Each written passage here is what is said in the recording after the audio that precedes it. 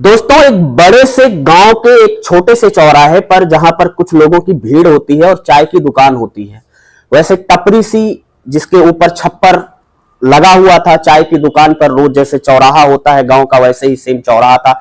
उस गांव के उस चाय की दुकान पर सुबह के अभी करीब 8 बज रहे थे और गांव के कई लोग उस दुकान पर चाय पीने के लिए बैठ रहे थे। कुछ हाथों में पेपर लेके पेपर पढ़ रहे थे, कुछ लोग राजनीति की बात कर रहे थे। अचानक ये लोग देखते हैं कि अभी जैसे सुबह 10-15 मिनट का और टाइम गुजरता है और सुबह के करीब 8:15 बजे एक लाल बत्ती लगी एम्बेसडर कार आकर रुकती है और कार जैसे रुकती है उसके पीछे अचानक से 2-3 गाड़ियां और रुकती हैं और इन गाड़ियों से कुछ लोग उतरते हैं जो वर्दीधारी थे, जिनके हाथों में असलहे वगैरह थे, राइफल वगैरह थी। और इनमें से एक कोट पैंट टाई लगाए साहब जैसा आदमी उतरता है और सीधा उस चाय की दुकान पर जाता है। और जैसे ही वो चाय की दुकान पर पहुंचता है वैसे वो सबसे पहले पूछता है कि सुखबीर जी कहां हैं। दरअसल ये चाय की दुकान सुखबीर की थी, लेकिन सुखबीर अब इस चाय की दुकान पर नहीं थे। अब वहां पर जितने लोग थे उनमें से एक व्यक्ति बोलता है, दरअसल साहब सुखबीर सिंह इस दुकान को बेचकर यहां से चले गए हैं। और ये जो व्यक्ति था जो सूट बूट में था, जिसके पीछे कई लोग राइफलधारी पुलिस वाले लगे थे, ये कोई और नहीं बल्कि एक जिले के जिले अधिकारी थे।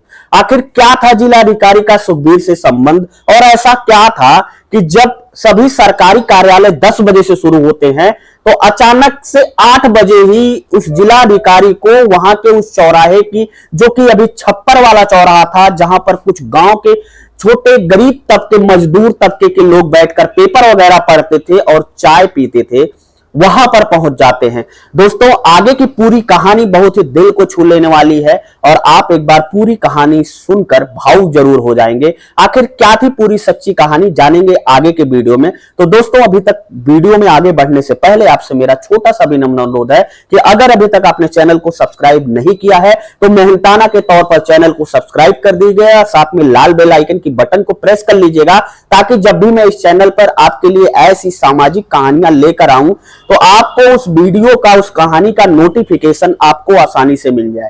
दोस्तों, जैसा कि आप जानते हैं, हमारे इस चैनल पर जो मैं कहानियां आपके लिए लेकर आता हूं, कहीं से खोजकर, कहीं से देखकर, कहीं से पढ़कर या अध्ययन करके, उन कहानियों पर जिनका प्यारा सा सपोर्ट या कमेंट हमें प्राप्त होता है, उनका नाम हम अगली कहानी में जरूर लेते हैं। इसी क्रम में पिछली कहानी पर आए कुछ कमेंट, जिनके नाम है विकास दास हैं, श्रवण कुमार हरदोई हैं, जिनका हमेशा प्यारा कमेंट हमें मिलता रहता है, दीपक कुमार हैं, रोहन राय हैं, जीतू भाई हैं और अविरल जी हैं। इनका प्यारा सा कमेंट आया था। लेकिन दोस्तों, आपसे एक ही गुजारिश रहती है कि मैं आपसे हाथ जोड़कर कहता हूं कि आप पूरी कहानी किस जिले से, किस मोहल्ले से, किस राज्य से, किस प्रदेश से, कहां से देख रहे थे, ये हमें जरूर बता दीजिए। लेकिन आप लोग नहीं बताते हैं तो फिर से मैं एक बार हाथ जोड़ से आपसे रिक्वेस्ट करता हूं कि आप पूरी कहानी कहां से सुन रहे थे, ये हमें जरूर बता दिए करिएगा।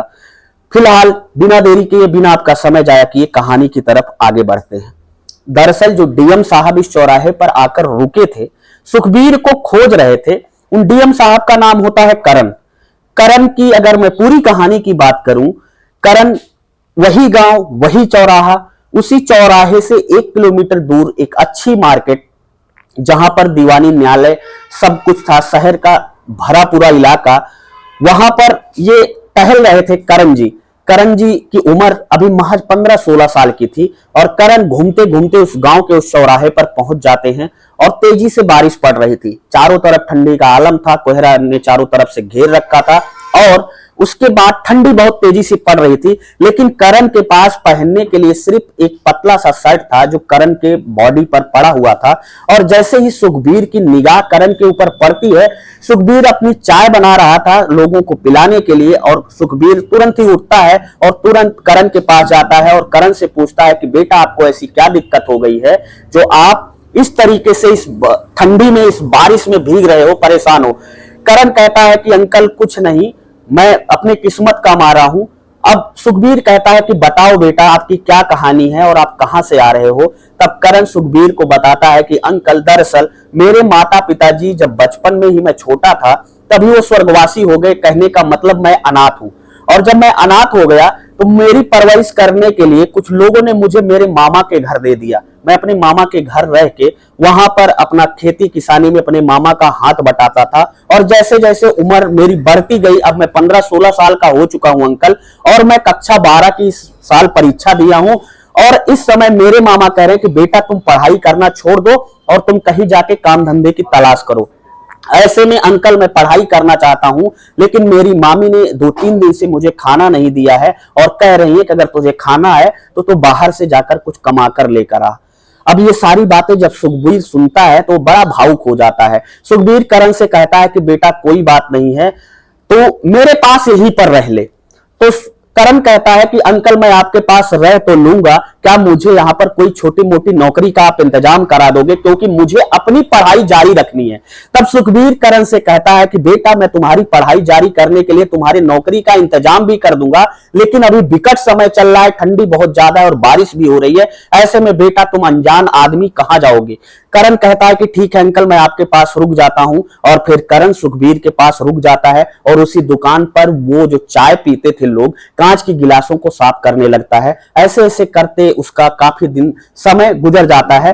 और यही गांव के पास ही एक सरकारी बैंक होता है। उस बैंक के एक मैनेजर पति पत्नी दोनों ही साथ में उस दुकान पर चाय पीने आते थे, क्योंकि जो सुखबीर की चाय थी वो काफी उस चौराहे पर फेमस थी, बहुत दूर दूर से लोग उसकी चाय पीने आते थे। अब जब ये मैनेजर दंपत्ति पति पत्नी उस दुकान पर चाय पीने आता है, अचानक सुखबीर के मुंह से निकल जाता है और ये बैंक मैनेजर दंपत्ति दोनों पति पत्नी सुखबीर से पूछ भी लेते हैं कि क्या आपका ये लड़का है। तब सुखबीर कहता है कि नहीं मेरा लड़का नहीं है, वो पूरी 3-4 दिन पहले की आप बीती बैंक मैनेजर दंपत्ति को बताता है। बैंक मैनेजर दंपत्ति कहते हैं कि ऐसा है कि तुम अगर ये नौकरी पर रहना चाहता है तो तुम्हें इसे मेरे यहां भेज दो। अब सुखबीर कहता है कि नहीं ये यहीं पर रहेगा, मैं इसकी पढ़ाई करवाने के लिए जो कुछ हो रहा है, जो कुछ मुझसे बन पा रहा है मैं कर रहा हूं। कल तो मैं इसके लिए काफी कॉपी किताबें भी लेकर आया हूं।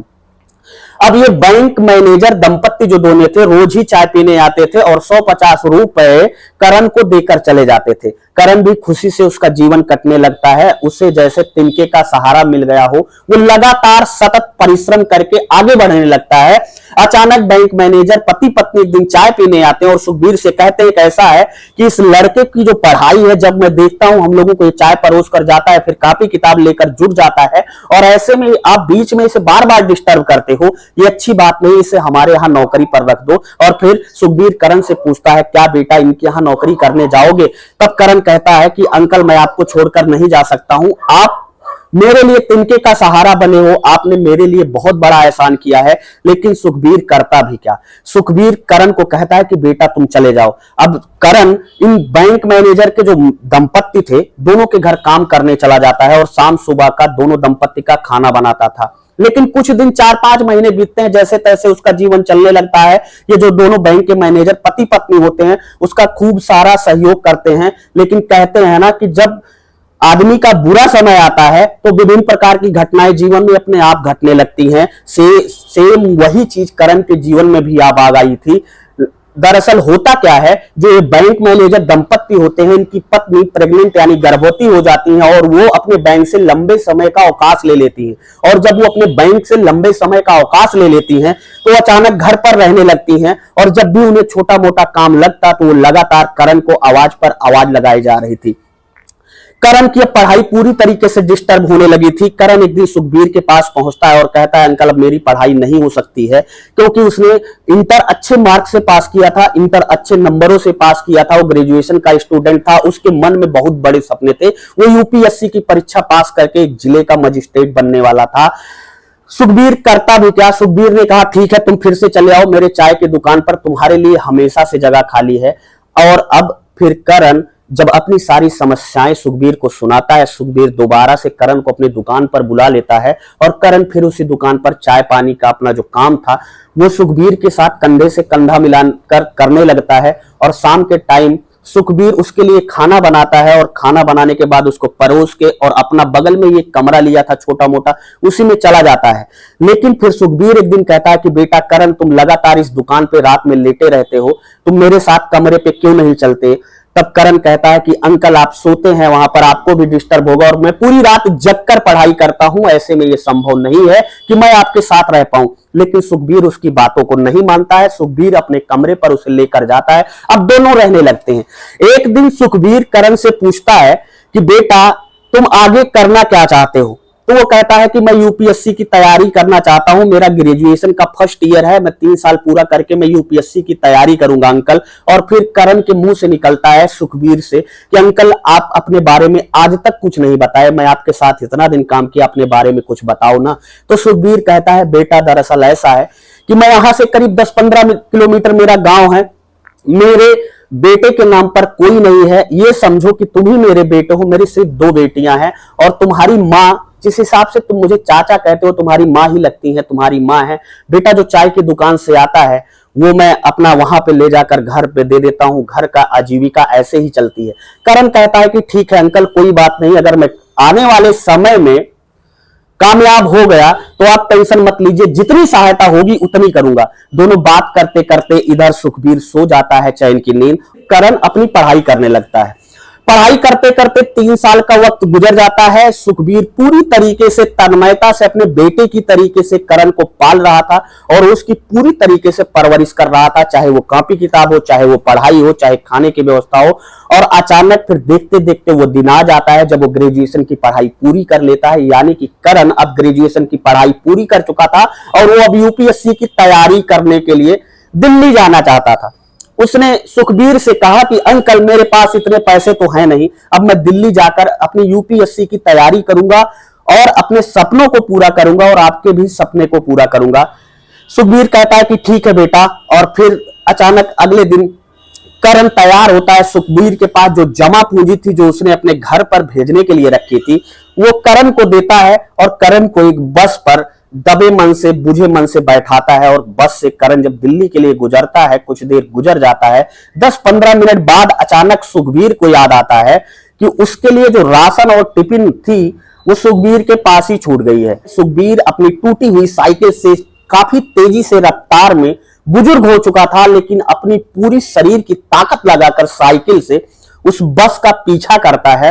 और इत्तेफाक और संयोग कहिए कि बस अगले चौराहे पर कुछ सवारी का इंतजार करने के लिए रुकी होती है। और बस पे जब करण को मिलता है, सारा सामान पकड़ाता है, करण रोने लगता है। वो कहता है कि बेटा तुम जाओ, जो होना है जीवन में होता रहेगा, तुम टेंशन मत लो, तुम अपना जो तुम्हारी पढ़ाई और जो तुम्हारे सपने हैं उन सपनों को साकार करो। तुम्हें पैसे की कोई जरूरत हो तो तुम बताते रहना, मैं तुम्हें पैसे भेजता रहूंगा। अब दोनों की दोस्ती पिता और पुत्र के संबंध में तब्दील हो चुकी थी।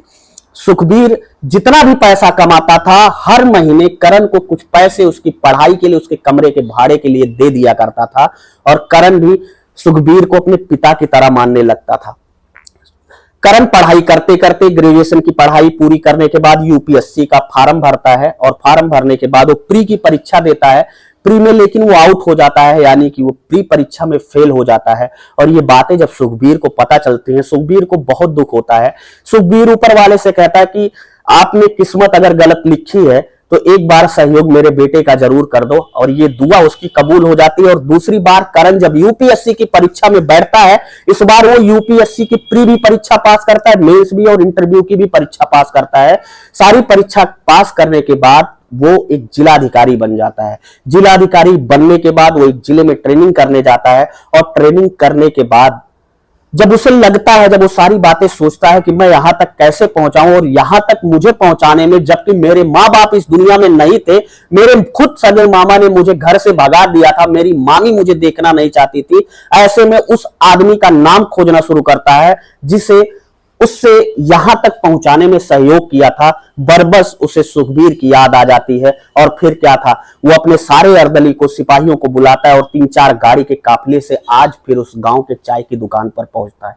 और जैसे ही लोगों से पूछता है कि सुखबीर कहां है, लोग कहते हैं कि सर सुखबीर तो दुकान छोड़कर चला गया, दुकान उसने बेच दी। अब करण बहुत हैरान परेशान हो जाता है कि जिसने मेरी इतनी सहायता की उसका मेरे पास कोई एड्रेस है नहीं, अब मैं उसे कहां ढूंढूंगा। पर वो लोगों से, वो एक जिलाधिकारी था, वो आईएएस बन चुका था, दुनिया की बहुत सारी किताबें, दुनिया की बहुत सारी इतिहास पढ़कर आया था, वो डीएम था, वो चाहता तो कुछ भी खोज सकता था, उसके पास इतनी पावर थी और उसी पावर का इस्तेमाल करते वो सुखबीर का एड्रेस निकालने पर तुल जाता है और उसे कुछ दिन बाद ही सफलता मिल जाती है।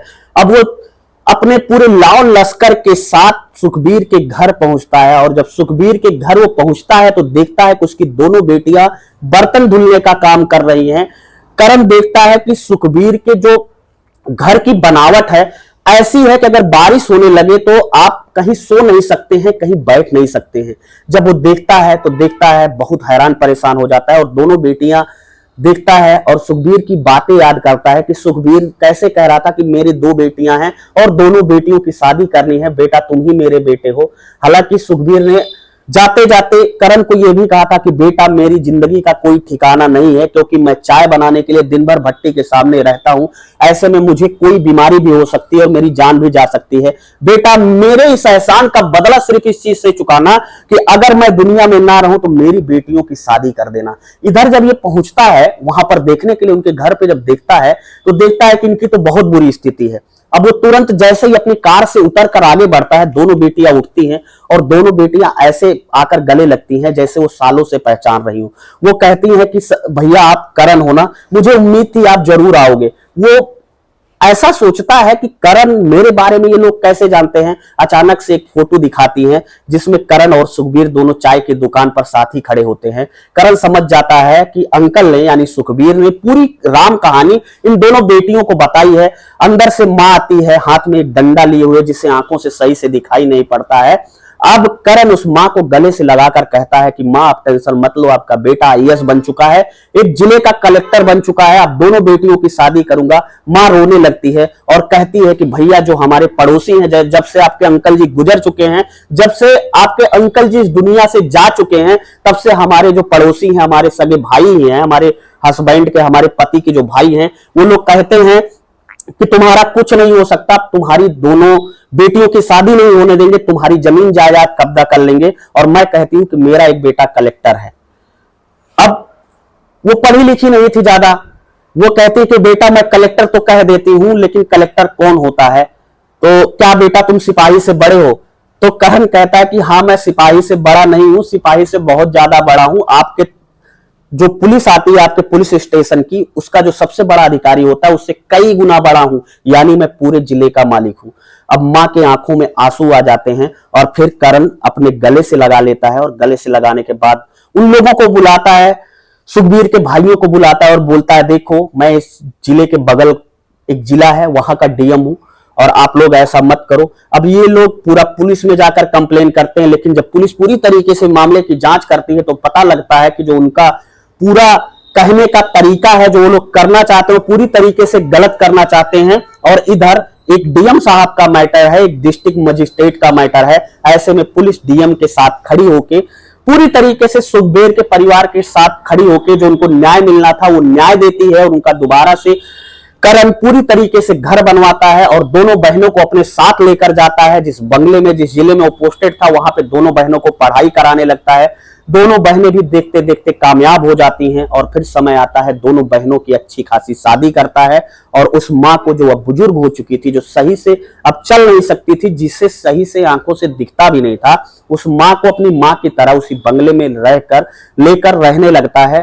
कहने का मतलब करण ने पूरी तरीके से सुखबीर का जो एक अनजान था, सुखबीर ने अनजान बनकर ही करण को अपना बेटा मान रखा था और उसके लिए अपना पूरा पैसा एक अनजान के लिए, पढ़ाई के लिए, उसके आगे बढ़ने के लिए खर्चा करता था और फिर उसका बेटा सक्सेस भी हो जाता है। करण और वो बुजुर्ग माता यानी सुखबीर की पत्नी दोनों एक दिन बात करती हैं तो करण उस माता से कहता है कि माता जी, जो मेरा एहसान मेरे ऊपर सुखबीर अंकल ने किया था, वो एहसान का मैं आज भी आभारी रहूंगा। वो कहती हैं कि बेटा उन्होंने कोई एहसान नहीं किया था, वो तो तुम्हारे पिताजी थे। तो दोस्तों ये थी आज की पूरी कहानी। हमारे जीवन में बहुत बार ऐसे मौके आते हैं और बहुत सारे ऐसे अनजान व्यक्ति मिलते हैं जो अपनों से बढ़कर ज्यादा खड़े होते हैं, अपनों से ज्यादा कंधे से कंधा मिलाकर साथ में चलते हैं। ऐसे लोगों के बारे में आपका क्या कहना है? आप करण के बारे में क्या कहना चाहते हैं? आप सुखबीर के बारे में क्या कहना चाहते हैं? और आपको पूरी कहानी कैसी लगी? आप पूरी कहानी किस जिले से, किस राज्य से, किस प्रदेश से, कहां से देख रहे थे, ये हमें जरूर बताइएगा। कमेंट बॉक्स में अपने दिल की महत्वपूर्ण राय जरूर दीजिएगा। मिलता हूं ऐसी नई कहानी के साथ आपको जल्द ही। चैनल को सब्सक्राइब ना किया हो तो चैनल को सब्सक्राइब कर लेना। तब तक के लिए दीजिए इजाजत। जय हिंद, वंदे मातरम।